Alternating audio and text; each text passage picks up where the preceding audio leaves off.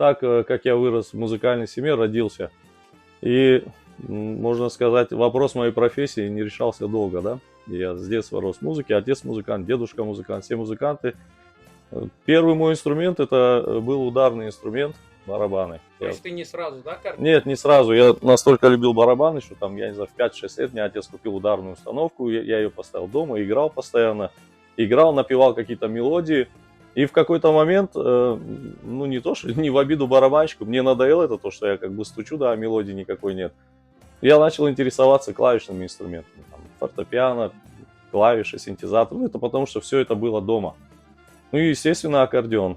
И вот, когда мне было лет 9, наверное, я решил, что мне надо играть на аккордеоне.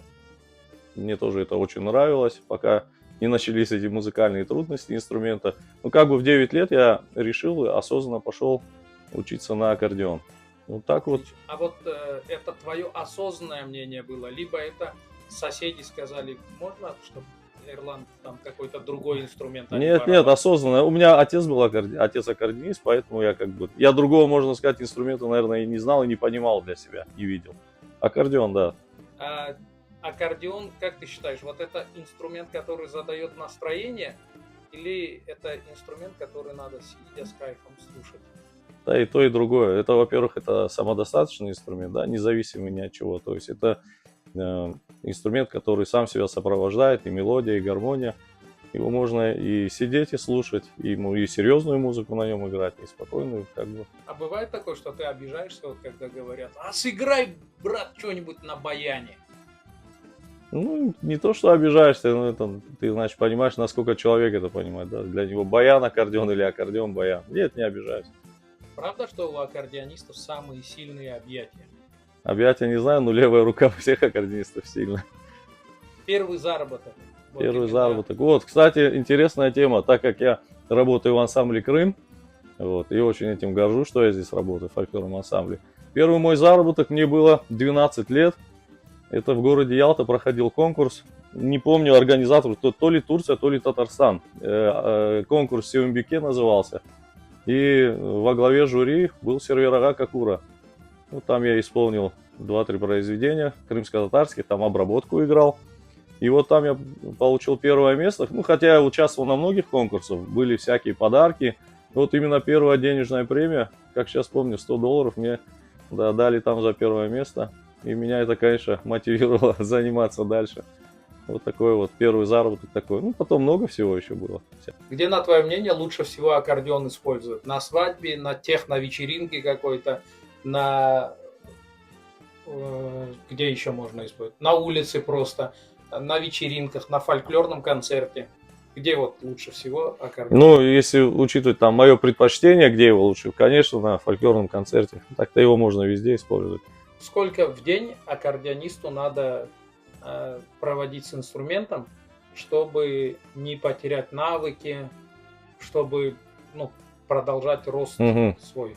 Ну, хороший вопрос. Ну, не то, что аккордеонисту, любому музыканту, да, любой вид инструмента. Ну, каждый день, 2-3 часа, наверное, это когда ты уже более-менее владеешь инструментом, когда ты окончил школу, училище и так далее, когда ты овладел инструментом.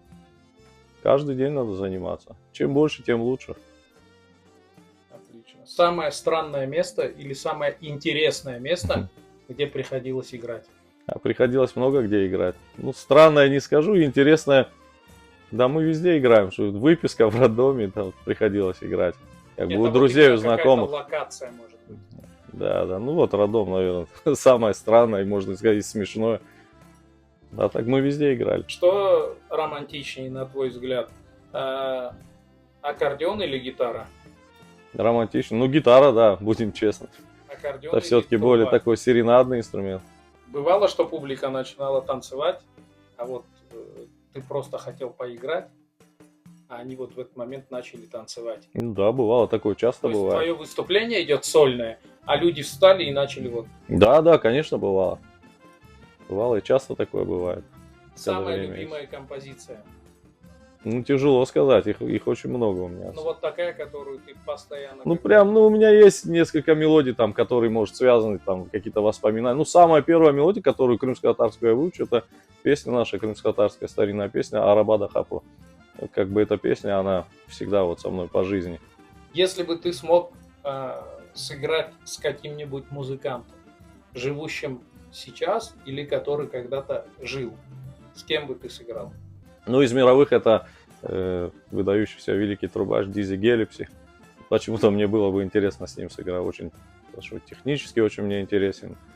А из наших крымско-татарских это, наверное, Энвер Шерфединов, известный наш скрипач. Но, к сожалению, я его застал, но поиграть с ним не пришлось. Какая-то есть композиция, которую именно с этими людьми хотел бы ты сыграть?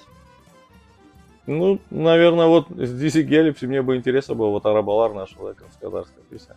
Она, по сути, там же джаз, да, нам джазовый стандарт. Я бы вот послушал, как он сыграл, с ним бы поиграл. Помимо музыки, помимо аккордеона, чем еще в жизни занимаешься? Ну нет, музыкой, серьезно, музыка только занимаюсь. Только музыка. А вот какое-то хобби есть? Ну, хобби, ну, как и все, да, мужчины, я рыбалку люблю, там, люблю сесть на озеро, порыбачить.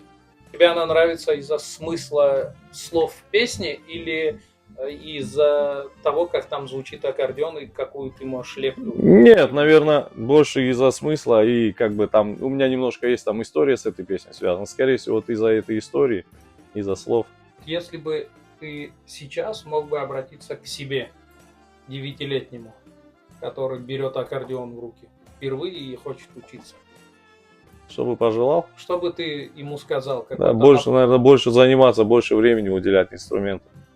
Ты думаешь, что Это- все равно мало, да? Ну, конечно, да.